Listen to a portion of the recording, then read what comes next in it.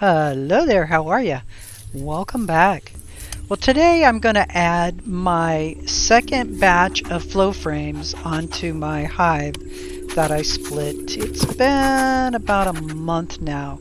They've really built out that bottom box nicely, and by me adding the flow frames above them, they will move their resources up, and then the queen will use the bottom box as kind of like the breeding type area, or the egg laying area for lack of better terminology. So the first thing that I want to do here is get the bees to move down. I'm going to add my queen excluder. I like to run with the metal ones because I have the flow frames on, so it just offers a nice support, especially to the harvesting edge of the flow frames themselves. And then I'm just going to go ahead and put the box on top. Now I make one pretty dorkish mistake, so I pull the frame out so I can tap the bees down in that are on top of this screen top board here, or inner cover, the screen inner cover.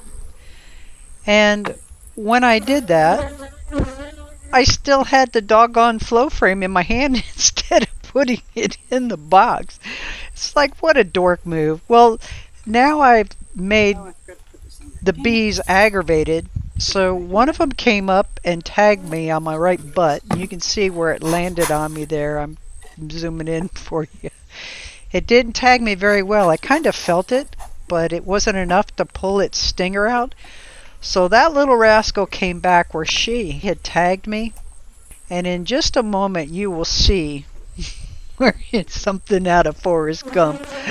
How something bit me.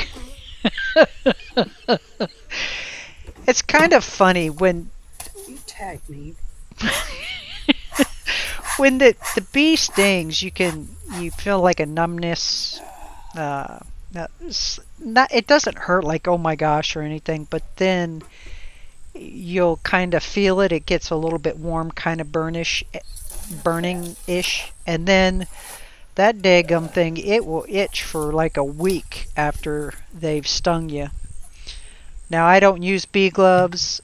I find that they mess with my dexterity of my old fingers, so by using the nitrile gloves, I'm going to knock on wood here, I've never gotten stung on my hands. Believe it or not, the leg or there through the jeans, they can't get through the jacket. And for some reason they land on the nitrile gloves, but then they fly off the nitrile gloves. So it works out really well. As you can see, we've got some pretty good action happening here on the bottom board.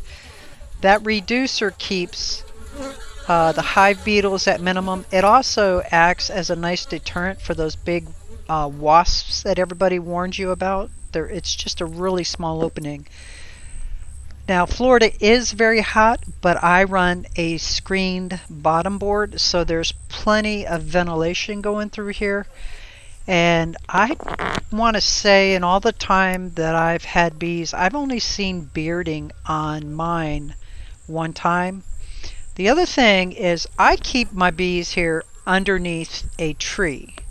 So they get the morning sun, they get the evening sun, but at that really hottest time of the day, the tree provides a little bit of relief for them, and that may have something to do with why I haven't had issues with bearding.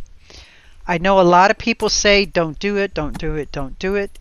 This is just what I've done. It works for me, and it seems like it works for my bees as well. So now this second hive is my original one. I took my split out of this hive. This hive had queen cells.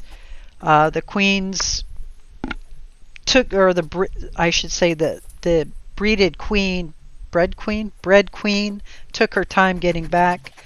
Today I'm going in to make sure that I'm queen right. I never did pull my flow hive off the top of it because there were too many resources in the flow hive. I did not even harvest off of my flow hive because of the split. I left those resources in the upper portion. That way, when the queen got back, they could just continue on with their production.